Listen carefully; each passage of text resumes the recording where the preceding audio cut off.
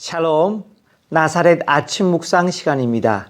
오늘 본문은 창세기 41장 46절에서 57절까지입니다. 제목은 택한 백성을 높이시고 사용하시는 하나님.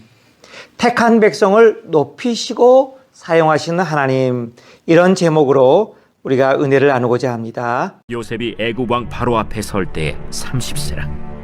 그가 바로 앞을 떠나 애굽 온 땅을 순찰하니 7해 풍년에 토지 소출이 심히 많은지라.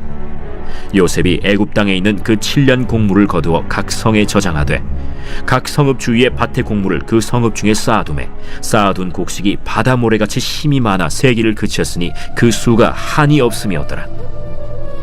흉년이 들기 전에 요셉에게 두 아들이 나되 곧 온의 제사장 보디베라의 딸 아스낫이 그에게서 낳은지라.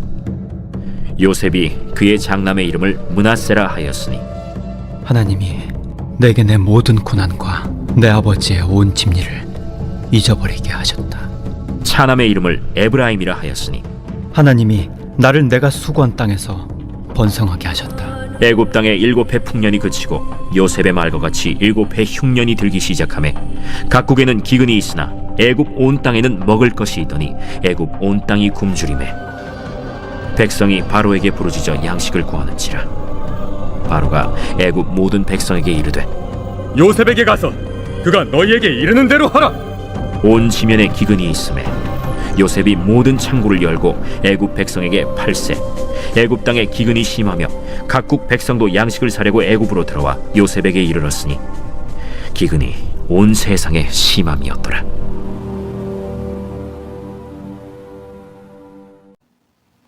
오늘 본문은 우리 그리스도인들이 읽을 때 기분이 아주 좋아지는 본문입니다. 왜냐하면 이때까지 애굽에서 종살이와 감옥살이로 고생하던 요셉이 애굽에서 가장 높은 자리, 왕 다음의 자리인 총리 대신이 되어 멋지게 활약하는 본문이 나오는 대목이기 때문입니다. 여러분이 본문을 읽으시면 아시겠지만 단순한 활약 정도가 아닙니다. 요셉을 사용하여 그 당시 고대 근동 세계에서 온 백성을 기근에서 구하시는 하나님의 세계사적인 구원의 역사가 이 한 사람, 바로 요셉을 통해 이루어지기 때문입니다. 어렸을 적 요셉은 이랬습니다. 형들의 기분은 생각하지도 않고 혼자 채색 옷을 입었다고 좋아하면서 형들의 잘못을 고자질하기 좋아했던 어린 철딱서니 없는 요셉이었었습니다. 그런데 그가 하나님의 손에서 잘 훈련받아 온 세계의 기근 문제를 해결하는 하나님의 전권 대사가 되었기 때문입니다. 그래서 저는 오늘 본문의 제목을 이렇게 잡았습니다. 택한 백성을 높이시고 사용하시는 하나님. 묵상하고 받은 은혜를 나누고자 합니다. 요셉이 고난받은 그 세월을 잠깐 헤아려 봅시다.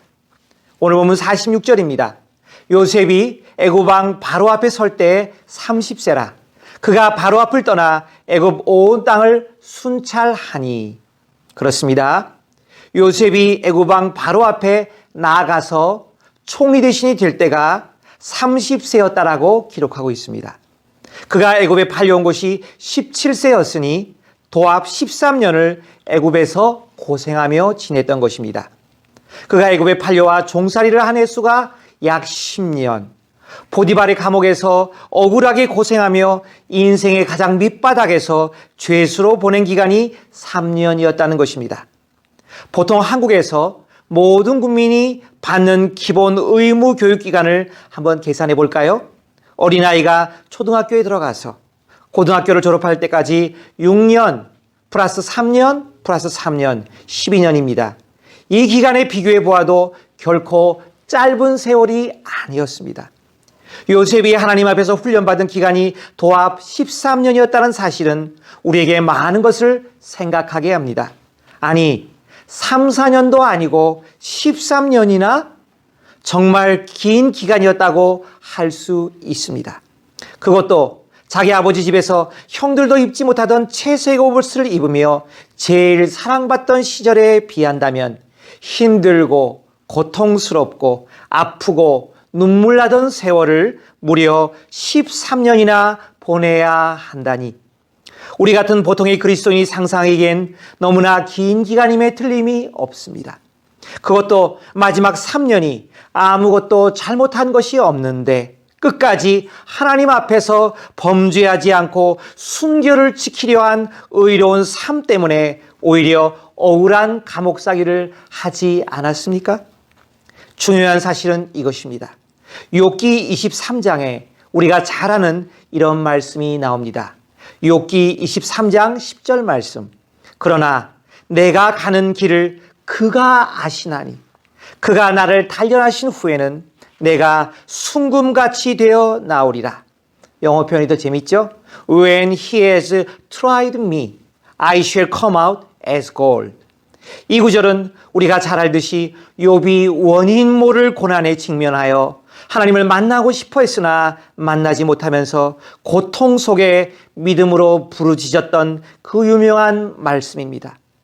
후반부 구절은 우리에게 너무나 잘 알려져 있지요. 그가 나를 단련하신 후에는 개역성경 내가 정금같이 나오리라. 근데 바로 그 구절 앞부분이 더 은혜가 됩니다. 한번 볼까요? 그러나 내가 가는 길을 나는 모르지만, 나는 상상도 못하지만, 나는 이해도 안 되지만, 나는 답답해서 죽을 것 같지만 그분이 아시나니. 이 앞부분이 기가 막힌 말씀이라 생각합니다. 욥이 고통 중에 하나님을 뵙고 싶었습니다. 그 이유라도 듣고 싶었습니다. 그 답답한 속을 시원스럽게 한번 풀어내놓고 싶었습니다. 그런데 앞으로 가도 옆으로 가도 하나님을 배울 수 없어서 답답했습니다. 그러나 욥은 이런 알지 못하는 고통의 한가운데서 믿음의 눈을 뜨고 하늘을 바라보며 담대히 이렇게 외칩니다. 여기서 이 접속사 그러나가 중요합니다.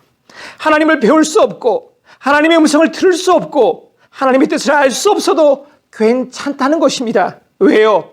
내가 전에 믿던 하나님을 믿음의 눈을 들어 하늘을 바라볼 때 나는 이런 믿음의 고백을 감히 할 수 있다는 것입니다.